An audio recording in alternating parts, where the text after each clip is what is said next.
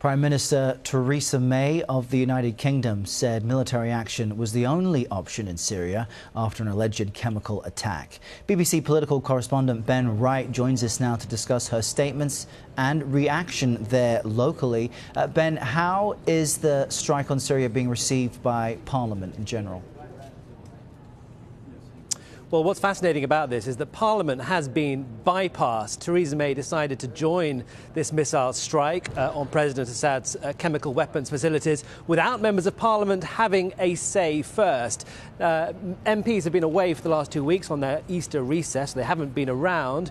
The Prime Minister could have decided to recall them back from their holidays or wait until early next week and put this all to a vote, but she didn't because she felt it was essential to act quickly, to act very much along the same timetable that President Trump and President Macron wanted to. So she has gone ahead and done that without gauging the opinion of Parliament first, and that is controversial because the convention has been, really since the Iraq War in 2003, that MPs should have a say on the use of military action. And so there is considerable disquiet, actually, I think, across the political parties about this. And there is no consensus either. The leader of the major opposition party, Jeremy Corbyn, who leads the Labour Party, he's been a passionate anti-war advocate his whole life.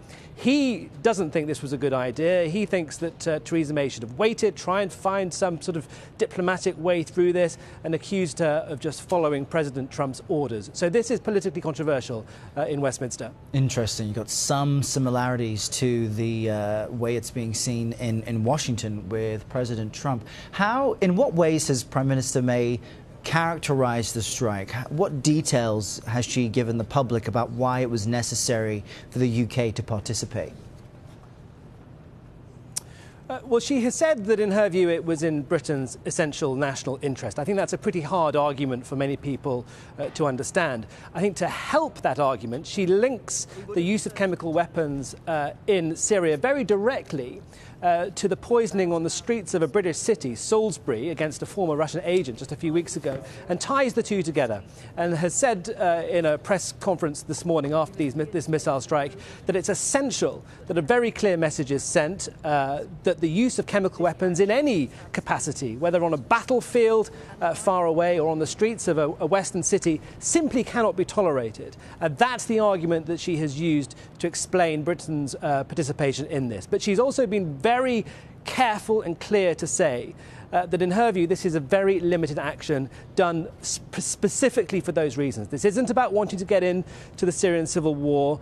She says this isn't about escalating the conflict. She says this is a limited, targeted strike, which is why it is justifiable. But the concerns, and you've been hearing them, Errol, from Capitol Hill, are exactly what you've been describing. You know, where does this go? What if there is another chemical weapons attack? Will Britain once again commit missiles? Should Parliament have a say? What are the guarantees that this doesn't start to spiral out of control? The Prime Minister knows there aren't any. But in this instance, she has taken a military and political judgment that it's in the UK's interest to be involved. And where does public sentiment fall on all of this? Are they buying the Prime Minister's argument?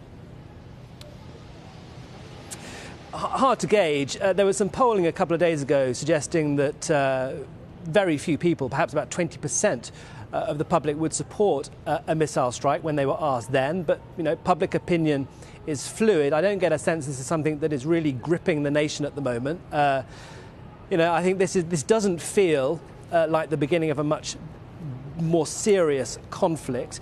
But British public opinion is very scarred still by the experience of the Iraq War, which is why British governments since then have treated so gingerly when it comes to committing military force abroad, which is why I think it is striking and significant that Theresa May, for the first time since 2003, has decided to commit British military forces into action without Parliament having a say. And she is going to be speaking in the House of Commons on Monday. She'll make a statement, she'll have to field questions from members of Parliament, and I think we can expect her to get a pretty rough ride because she's going to have to justify that decision.